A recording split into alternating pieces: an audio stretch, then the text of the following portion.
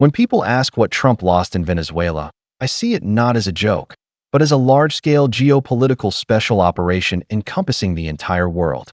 After all, Venezuela is one of China's key sources of oil.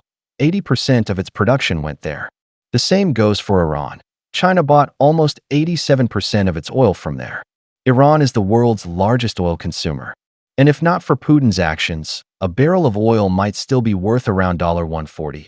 But Putin suddenly decided he had a reliable friend and agreed to build a couple of oil pipelines to China, borrowing $22 billion from China itself. Was this beneficial for Russia? No. For him personally? Also no. But for his friend, it was very beneficial. Meanwhile, the price per barrel was fixed at a minimum. The figure is classified. But anyone who mentions a figure around $25 risks jail time. If they even make it there. So Russia, with its own hands, collapsed global oil prices, freeing up China's resources to buy up entire countries. We effectively sawed off the branch we were sitting on, allowing China to grow even stronger, and the winner wasn't Putin. And now, when China is habitually the largest consumer, any devaluation of oil benefits it.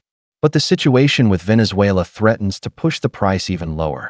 The US and OPEC once strangled the Soviet Union by simply lowering the price to $9, and the Union collapsed. Today, Trump is making a similar maneuver, only this time the target is China.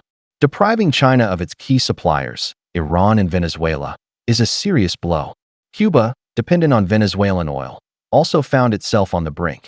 China, meanwhile, is trying to build new logistics corridors. For example, it built a railway link with Europe via Kazakhstan, Uzbekistan, and Iran. But the infamous 12-day war destroyed a key section of the railway in Iran. Because another Chinese tentacle needed to be cut off, and then the American Delta Force executed a brilliant operation.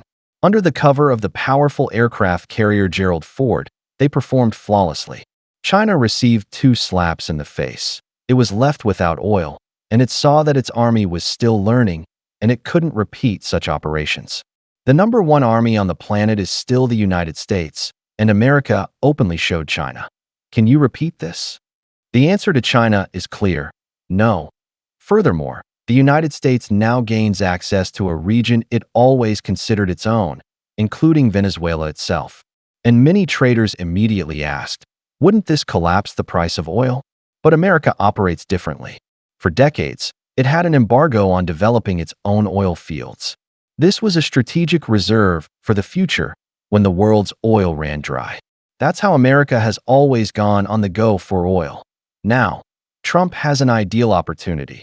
He can mothball American fields, preserve them for future generations, and calmly switch to Venezuelan oil. After all, the U.S. market is free. Some produce, others transport, others refine, and others sell. There are no vertically integrated monopolies, like in Russia, where a single corporation controls everything from well to gas pump. In America, everything is determined by competition and the stock exchange. Therefore, reorienting the oil industry from Oklahoma to Venezuela is profitable. And in the eyes of Americans, Trump becomes a hero. For us, it's offensive. He essentially just caught a monkey, brought it home in a cage, and now sells what he took. He remains a shopkeeper, just a shopkeeper, with Delta Force, the USS Gerald Ford, and the full might of the United States at his disposal. And if you use America for its intended purpose, and it has always been an imperialist power, the result is impressive.